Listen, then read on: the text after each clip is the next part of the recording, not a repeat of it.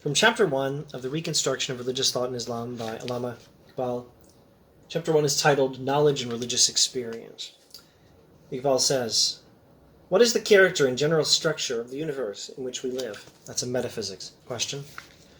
"Is there a permanent element in the constitution of the universe, of this universe? How are we related to it? What place do we occupy in it? And what is the kind of conduct that befits the place we occupy?" And that's an ethics question. Note that, as often happens in philosophy, in Aristotle, Plato, Epicurus, in fact, the whole pre-modern Western philosophical tradition, and certainly not limited to the Westerners, a proper understanding of the nature of reality and of the nature of the human being tells us how we're supposed to live. How are you supposed to know what is the good life for a human being in this universe, unless you know what is a human being and what sort of universe you're living in? So these questions are common to religion, philosophy, and higher poetry. Did you expect him to say poetry? These questions are common to religion, philosophy, and higher poetry. But the kind of knowledge that poetic inspiration brings is essentially individual in its character. It's figurative, vague, and indefinite. Religion, in its more advanced forms, rises higher than poetry. It moves from individual to society. In its attitude towards the ultimate reality, it is opposed to the limitations of man. It enlarges his claims and holds out the prospect of nothing less than a direct vision of reality. Religion, philosophy, and higher forms of poetry are all trying to answer these questions, like, what is the character and general structure of the universe? Is there a permanent element in the constitution of this universe, and how are we connected to it? What place do we occupy? What kind of conduct is appropriate given the place we occupy in the universe and our relation to the permanent element in reality, if there is one? These metaphysics and ethics questions are all addressed by religion, philosophy, and higher forms of poetry, but religion tries to get past our human limitations and holds out the prospect of nothing less than a direct vision of reality. Reality is capitalized. A direct vision of capital R reality, of ultimate reality. Religion's trying to give us a vision, ultimately, of ultimate reality, or you could just say God. Is it then possible to apply the purely rational method of philosophy to religion? So, if that's what religion is trying to do, where does philosophy fit in? Can you apply philosophy to religion? The spirit of philosophy is one of free inquiry. It suspects all authority. Its function is to trace the uncritical assumptions of human thought to their hiding places, and in its pursuit it may finally end in denial or frank admission of the incapacity of pure reason to reach the ultimate reality. Philosophy questions everything, even our own abilities to properly question, and may end up telling us reason cannot access ultimate reality. The essence of religion, Iqbal continues, the essence of religion, on the other hand, is faith. And faith, like the bird, sees its, quote, trackless way, end quote, unattended by intellect, which, in the words of the great mystic poet of Islam, quote, only waylays the living heart of man and robs it of the invisible wealth of life that lies within, end quote. Faith goes beyond intellect, and intellect can stop us from achieving our full spiritual potential. Okay. Yet it cannot be denied that faith is more than mere feeling. It has something like a cognitive content. So, even though faith goes beyond intellect, faith still has cognitive content or something like it. You know, information you can put into sentences. Faith involves information you can put into sentences, or something like information that you can put into sentences. So, intellect doesn't capture faith, but faith has something to do with intellect. Now, the phrasing I like to use, these are my own words here. Now, note, I'm setting this book down on the desk. These are my own words. I think they parallel Iqbal's words fairly well, but these are my words, not his. Faith transcends reason. By which I mean, faith, properly understood, and here I think I'm agreeing with Iqbal, but I'm also drawing from various other characters, to various extents, Kant, William James, Augustine, Kierkegaard, people like that. And also Aquinas, Alvin Plantinga, lots of people in the Western philosophical tradition and lots of people in Christian theology. Faith transcends reason, which means faith is more than reason. Faith goes beyond reason. Reason can't fully comprehend what faith teaches. Reason can't get us all the way to where faith is trying to get us to. But faith has something to do with reason. Otherwise, it would be a relation of separation, not one of transcendence. Think of a skyscraper. The top floors of the skyscraper transcend the lower floors of the skyscraper more than they transcend, for example, the local zoo or something, because those lower floors are relevant to the higher floors that go beyond them. And I prefer this example. Try this one. Marriage transcends engagement. Marriage transcends courtship. Marriage transcends dating. Here's something marriage does not transcend: a jar of peanuts. I'm not even sure what it would mean to say that marriage transcends a jar of peanuts, but I know that if it means anything, the statement that marriage transcends a jar of peanuts is almost certainly not true.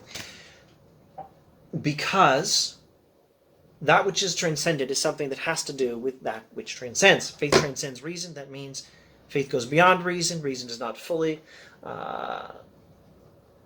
capture faith. Reason fails to give us full comprehension of everything faith is talking about, and or reason fails to take us all the way to where faith is trying to go.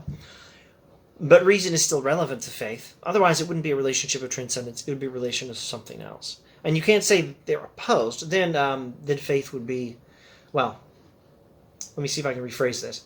It's risky to say that faith is against reason.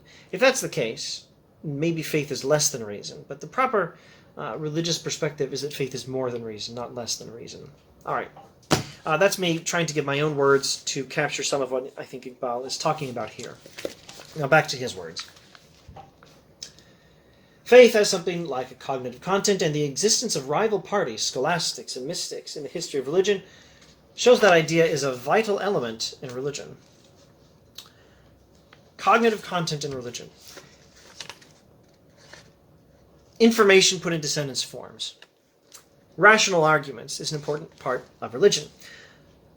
Apart from this, religion on its doctrinal side, as defined by Professor Whitehead, is a system of general truths which have the effect of transforming character when they are sincerely held and vividly apprehended.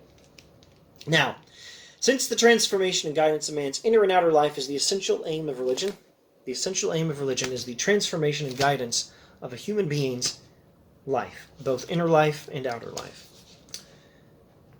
Since that's the case, it is obvious that the general truths which it embodies must not remain unsettled. So we can't have the truths that religion is involved in completely unclear, even though faith transcends reason. That's my language. Hang on. Even though religion transcends, even though faith transcends intellect, and religion transcends philosophy, even so, we can't leave the cognitive content of religion totally unsettled. We can't say it's completely up in the air, it's a hopeless muddle, it's irresolvable. What are the essential propositions that religion teaches? You can't say that. Because how else are you going to have religion guide and transform a human being's life? No one would hazard action on the basis of a doubtful principle of conduct. Indeed, in view of its function, religion stands in greater need of a rational foundation of its ultimate principles than even the dogmas of science. Science may ignore a rational metaphysics. Indeed, it has ignored it so far. Religion can hardly afford to ignore the search for a reconciliation of the oppositions of experience and a justification of the environment in which humanity finds itself. Etc., etc. I guess I'll skip a bit. Religion is not a departmental affair. It is neither mere thought, nor mere feeling, nor mere action. It is an expression of the whole man. Religion is an expression of the entire human being. Thought, feeling, action, and if there's anything else, that too. Thus, in the evaluation of religion, philosophy must recognize the central position of religion and has no other alternative but to admit it as something focal in the process of reflective synthesis, nor is there any reason to suppose that thought and intuition are essentially opposed to each other. They spring up from the same root and complement each other. The one grasps reality piecemeal, the other grasps it in its wholeness. Both are in need of each other for mutual rejuvenation. Both seek visions of the same reality. I think I'll stop reading from him there. Okay, so what have we just read? Religion involves the whole person, action, feeling, and thought. Or, in a model you might have heard somewhere, action, feeling, thought. Let's reverse that. thought, feeling, action. Actually, that's the order he gives it to us in. Religion is not a departmental affair. It is neither mere thought, nor mere feeling, nor mere action. It is an expression of the whole man, old-timey, gender-neutral masculine. It's an expression of the whole human being, the whole man or the whole woman. Religion is not a departmental affair. It is neither mere thought, mere feeling, or mere action. It's not just head, it's not just heart, it's not just hands, it's all three. It's head, heart, hands. Religion is about head, heart, hands. Thought, feeling, and action. All three. It's supposed to be a unity of them. So that means, well, what else does it mean? Philosophy is going to have something to contribute, but it's not going to be everything. Intellect will have something to contribute, but it's not going to be everything. Logical insight, reason, is going to be something. The truths, the propositions recognized by religion, hopefully they're true. Certainly they're propositions recognized by religion. These propositions are essential, but they're not the whole of religion. And there's no reason to suppose that thought and intuition are essentially opposed. Now, what does that mean? I believe it means a process of logical or rational investigation to figure things out step by step. That's thought. That's reason. That's logic. That's what the sort of thing philosophy does. Intuition refers to grasping things directly. It refers to knowing things without reasoning to them. So he's talking here, largely he's talking about philosophy versus mystical experience. He's talking about, not versus, the distinction between philosophy and mystical experience, and saying this distinction does not mean a conflict. It's not a versus. It might be more of a coordination. Philosophy is what uses reason to try to figure things out piece by piece. We make arguments. We do logic. We find likely premises, and we see what conclusions follow from them. We argue for our position step by step. Premise, therefore conclusion. And then that conclusion might lead to other conclusions later. Like, for example, when Aquinas gives a cosmological argument for the existence of God. That's thought, that's rational processes, that's logic and reason. That's a step-by-step way of trying to get to some knowledge of reality. Whereas intuition, a direct perception of reality, that's the sort of thing religious mysticism is trying to accomplish. It's trying to not get to a knowledge of reality one piece at a time, one step at a time, build from premise to conclusion, and then maybe to some other conclusions. Intuition is what religious experience is aiming for. It's trying to get the whole thing all at once. Not step by step, but the whole dang picture all in one go.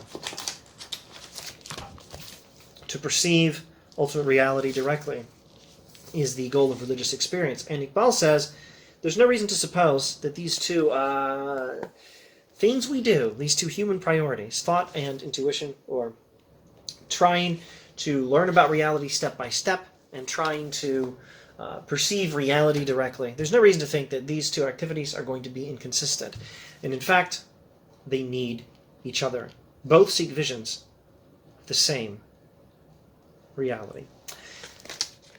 The attempt to, through mystical experience like the Sufis were working on, perceive God directly, is an attempt to know same reality that logicians and philosophers, and although I don't think he said it in these paragraphs here, actually that was all one paragraph, the attempt to do it the way philosophers do it, or I dare say scientists, though we didn't mention them in this paragraph, is trying to know reality piece by piece. And either way, it's the same reality we're trying to know. And why on earth shouldn't we try to do both? Say that one way works. Well, of course you ought to be willing to do it the other way. If we can do it both ways, it would be great to do it both ways. It would just be terrific to be able to access that reality we're studying piece by piece in one vision that comprehends the whole all at once. That would be a great way of knowing. But for goodness sake, if you can see the whole in one vision, you might understand it a lot better by studying piece by piece to build up some picture that's coupled with some understanding and some evidence such as is available for as much of that whole as you can figure out piece by piece through reason, through logic. Okay. That's enough. That's enough for one video.